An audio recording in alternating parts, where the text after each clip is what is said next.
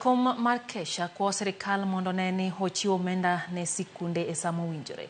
Willy Kuria manjatelo moyier manyien osingo mar chako twak kod sirkal okale migawo mar somo ne omenda mar somo ora achiel kachiel e sikunde.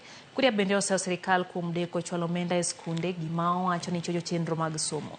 Kolose skund sekondar ma Murang'a, Kuria olero ni penj maduong' ma pacho ka osebedo ka nitiere kod ng'ikruok ka bende koro jogo ma oko puodhi kendo miyo duoko osebedo makare e gwenge moko ma pacho kae.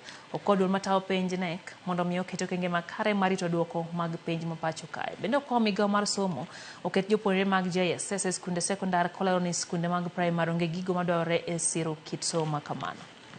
And we know he has been a hardworking man and he has given us exemplary results as an institution, and he has been able to put this institution into the global academic map nationally. And we also know the same effort he has put is the same effort he will put in negotiating matters headship in this country. And even so, I would also urge the new KESSHA chair also to work together with the KESSHA, that is the colleagues in the primary school, so that together we are able to better the education standards, and especially in the CBC curriculum.